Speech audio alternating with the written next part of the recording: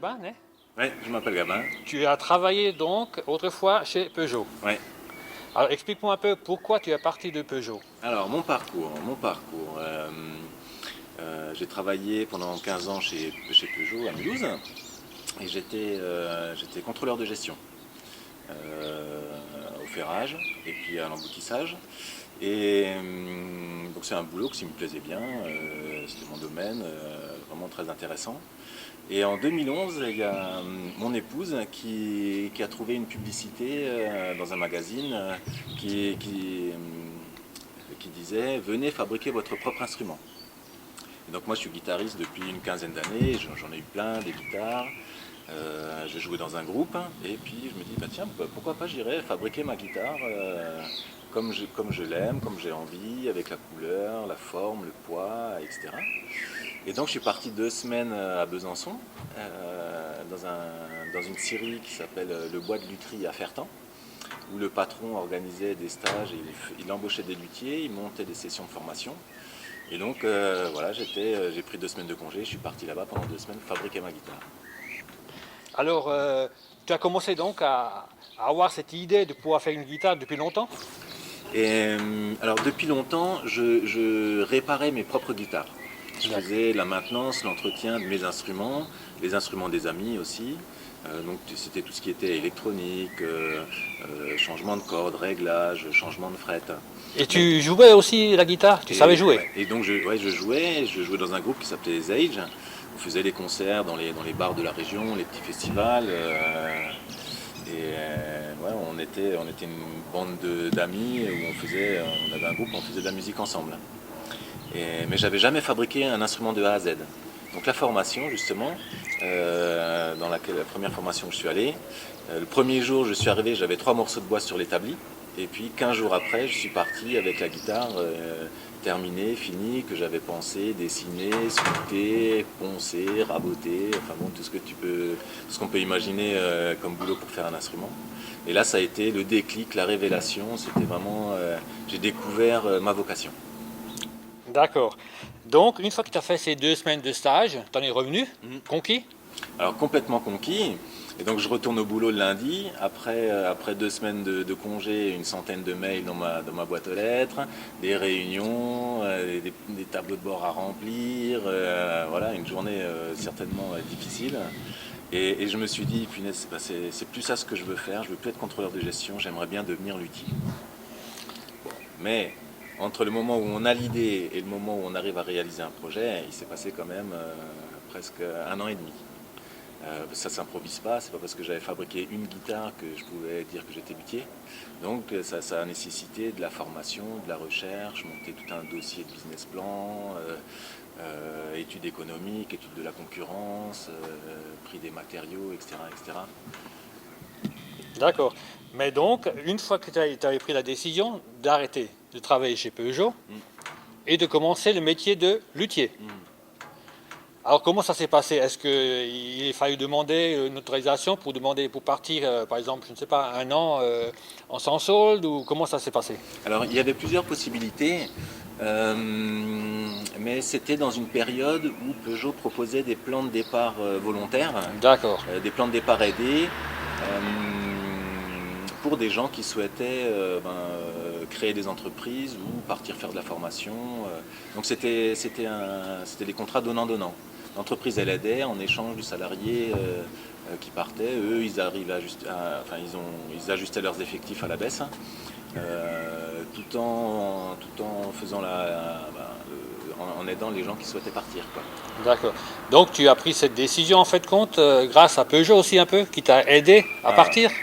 Alors Peugeot m'a aidé à partir, vraiment j'ai une grande reconnaissance vis-à-vis de Peugeot, aussi bien pour toute la carrière que j'ai eue au sein de l'entreprise, mais aussi pour tous les outils qu'ils mettent en place pour aider les gens à concrétiser des projets, à se reconvertir dans de nouveaux boulots. Donc c'était de la formation, c'était une période de disponibilité pour préparer la création d'entreprise, c'était un peu d'aide financière, c'était l'accompagnement par un cabinet extérieur qui s'appelle Altedia, qui m'a aidé à construire toute la partie administrative, toute la partie budget, pour mon projet. Et donc, ce qui a fait que le jour où j'ai démarré, j'avais tous les outils en main pour réussir mon métier, quoi. Un nouveau métier. Ouais, d'accord. Et tu as pris cette décision quand exactement? Donc j'ai fait mon stage en juillet 2011 et j'ai créé mon entreprise en janvier 2013. Donc cette entreprise, ton entreprise, c'était chez toi à la maison? Oui, donc je travaille à la maison. D'accord, donc chez toi-même, Ouais. tu as, je ne sais pas, tu as fait un atelier ou... Oui. Oui. Alors je me suis posé la question, est-ce que je vais dans une grande ville avec un magasin dans un endroit qui est visible, ou est-ce que je profite du caractère authentique et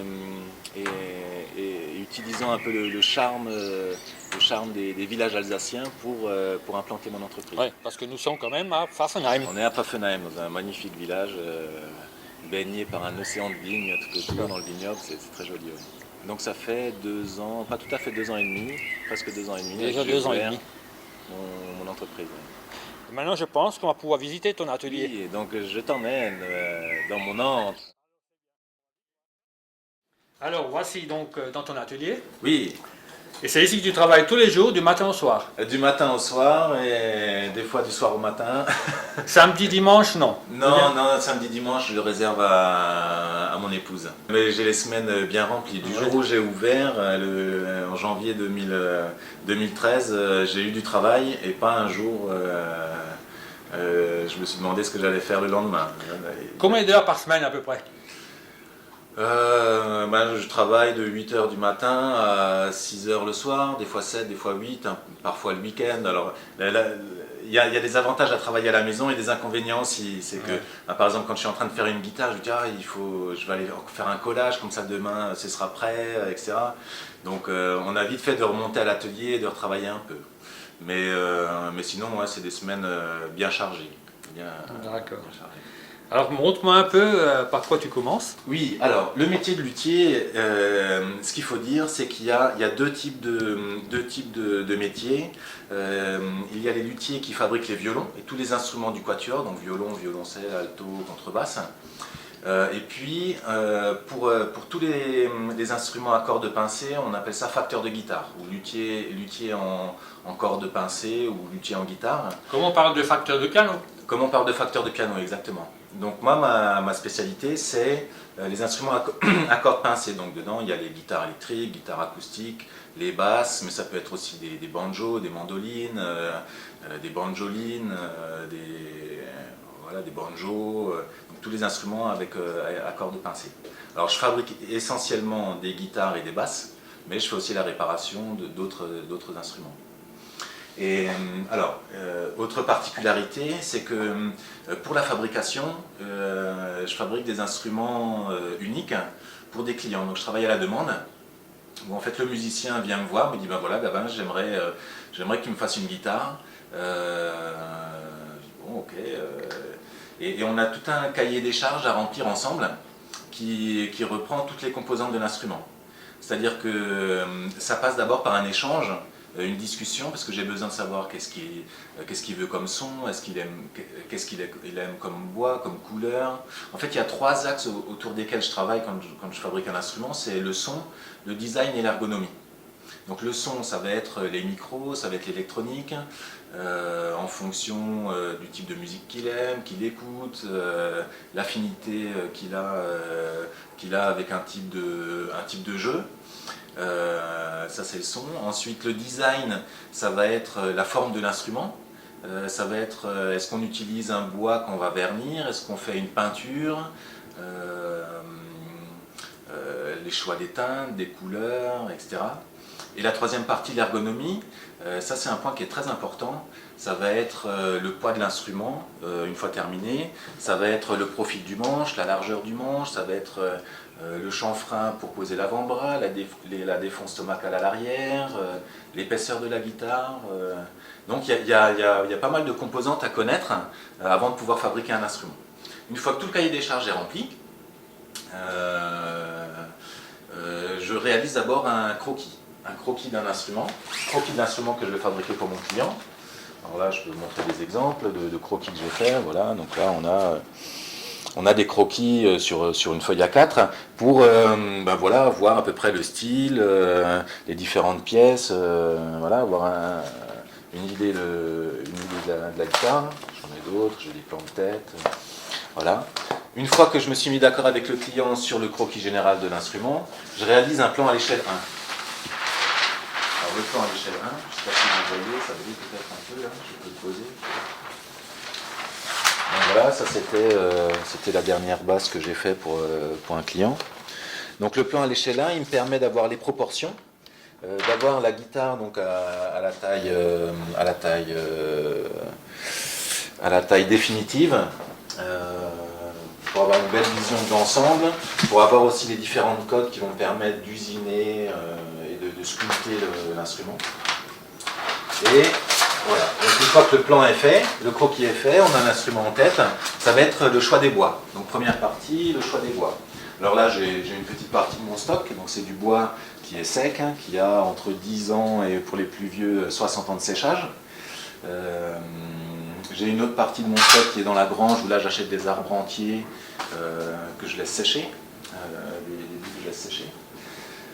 Et je peux vous montrer par exemple les différents bois que j'utilise. Alors j'utilise des bois européens mais aussi des bois exotiques. Alors en bois européen ça va être le noyer, ça va être l'érable, l'aulne, le frêne. Ça peut être du châtaignier, ça peut être des fruitiers que je vais utiliser en décoration, j'ai du poirier, j'ai du cerisier, très joli. Alors, Donc tu as un bon stock ici toujours, hein? Oui, là c'est des pièces assez exceptionnelles que j'ai à l'atelier. Alors par exemple les érables, alors on imagine tous l'érable blanc traditionnel, mais ceux que j'utilise ce sont des érables ondés. Alors je ne sais pas si on voit bien la lumière. Donc c'est des morceaux qui sont ce qu'on appelle book matchés, c'est-à-dire c'est un morceau épais qu'on vient couper en deux, on l'ouvre comme un livre pour avoir une symétrie dans les ondes et puis dans le fil du bois. Et puis ça c'est un érable ondé, c'est-à-dire qu'il y a des espèces de vagues comme ça qui réagissent à la lumière, qui donnent des effets de 3 dimensions. Et ça, terminé, c'est splendide, c'est très très joli. Donc ça va être de l'érable ondé. On peut trouver aussi de l'érable pommelé.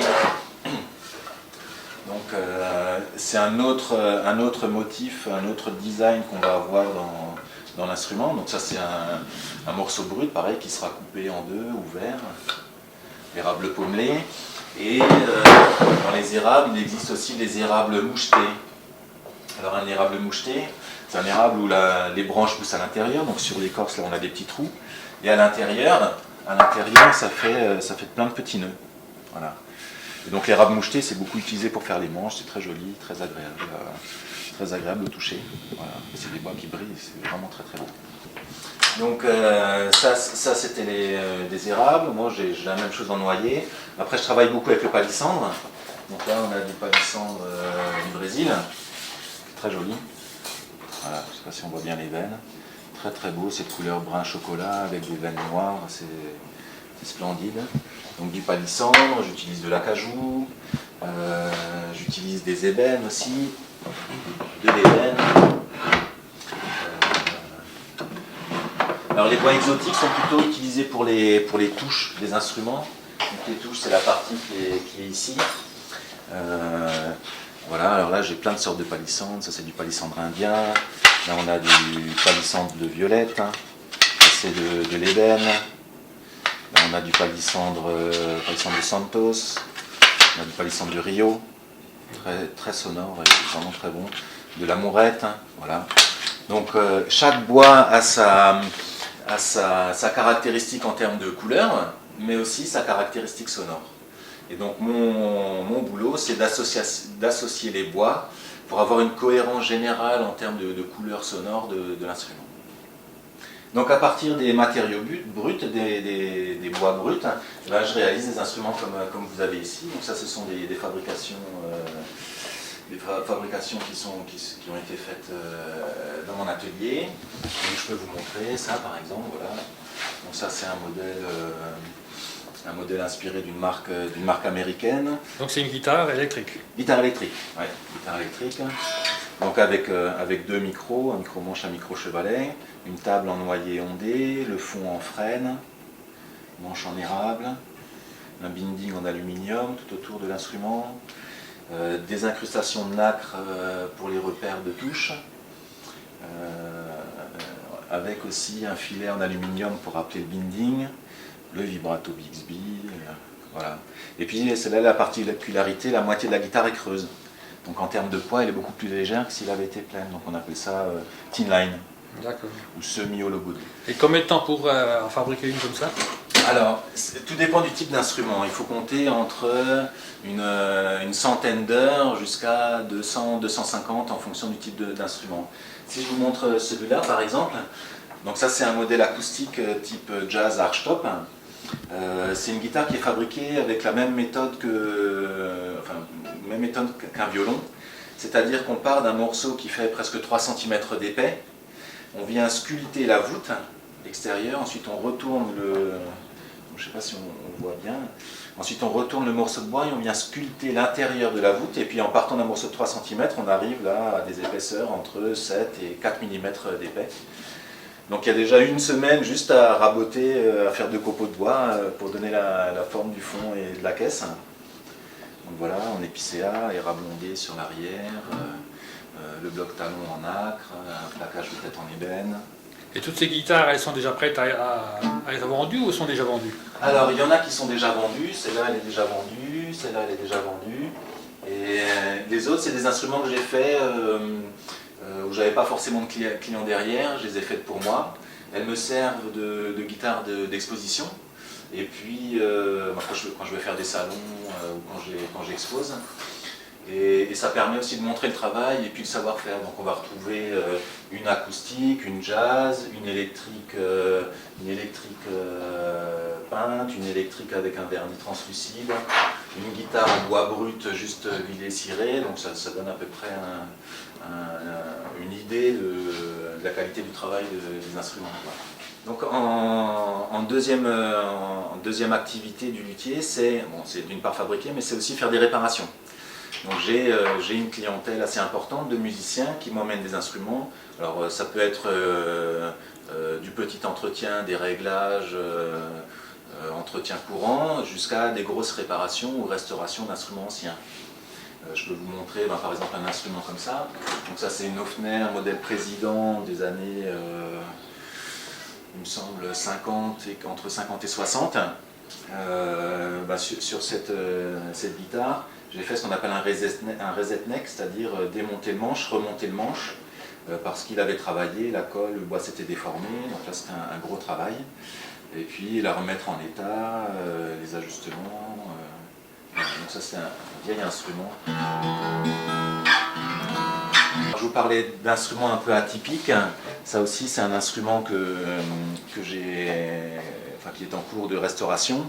Donc ça s'appelle un banjoline ou une banjoline. Donc on a la peau d'un banjo, mais la forme et puis le diapason d'une mandoline. Donc sur celle-là, par exemple, gros travail, changer le fond, changer la peau, retravailler toutes les arêtes pour pouvoir bien tendre les peaux, démonter le manche, recoller la touche, refaire le fretage, refaire un vernis. Voilà, donc ça c'est aussi pas mal de boulot.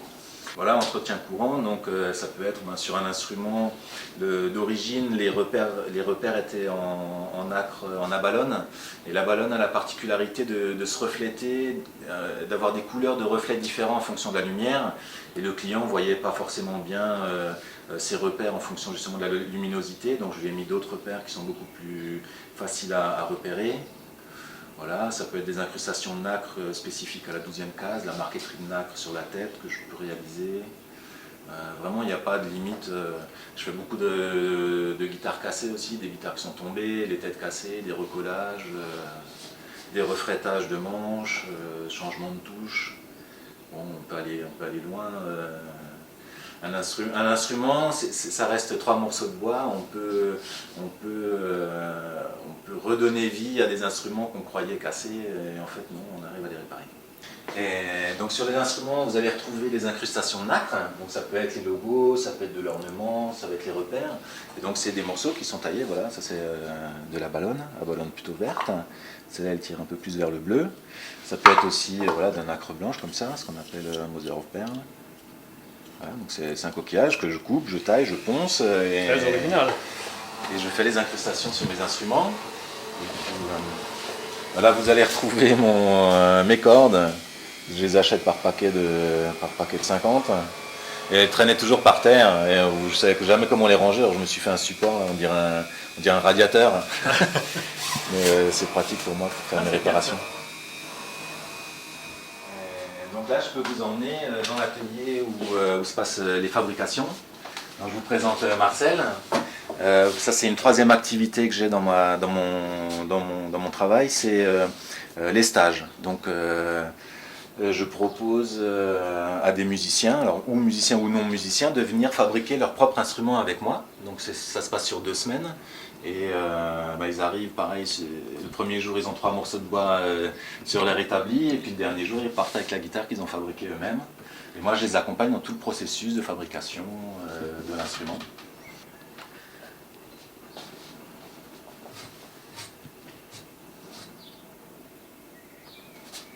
Donc là en l'occurrence Marcel est en train de fabriquer une basse pour son fils, qui travaille aujourd'hui sur le manche. Donc les instruments sont réalisés de A à Z dans cet atelier. Alors on va retrouver des machines-outils comme rabot d'égout, une scie à ruban, calibreuse, des défonceuses, différentes ponceuses, la perceuse. Et j'ai aussi ma cabine de peinture où je fais mes vernis, mes fondures, toutes mes préparations de couleurs avec une aspiration à l'extérieur, des pistolets professionnels, le compresseur, enfin bon, tout ce qu'il faut pour réaliser des beaux vernis. D'accord. Voilà, et tout le reste de la fabrication, c'est uniquement des outils à main. Alors les outils spécifiques, outils spécifiques de menuiserie, on va retrouver des râpes, on va retrouver des racloirs, on va retrouver du papier à poncer, des cales à poncer, des limes, etc. Mais on a aussi voilà, des rabots. Alors je peux vous montrer plusieurs types de rabots. Ça c'est ce qu'on appelle un rabot noisette, qui permet de sculpter les voûtes, donc c'est tout petit. Et il faut avoir de la force dans les doigts. Et là on a un rabot plus courant qui permet de faire des surfaçages. Voilà, donc je travaille avec des rabots.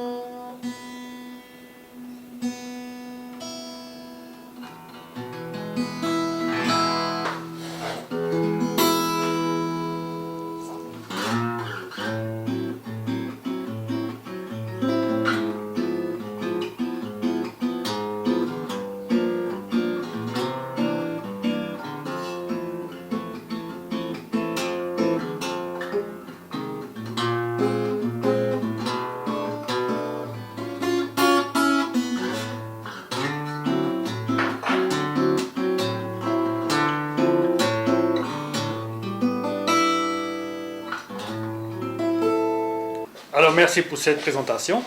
Eh ben, c'est Très moi qui te intéressante, remercie, c'est moi qui te remercie d'être venu, que j'ai pu te montrer un peu mon univers, mon travail, ce que je fais, et puis susciter l'envie à des gens qui ont des instruments de venir me les emmener à réparer ou de venir me commander un instrument. Donc on peut se retrouver à Pfaffenheim tous les jours. Donc vous pouvez me retrouver à Pfaffenheim, vous pouvez aussi me retrouver sur internet, sur le site gabingraph.com ou sur Facebook du Tri Guitare. D'accord. Merci pour cette présentation.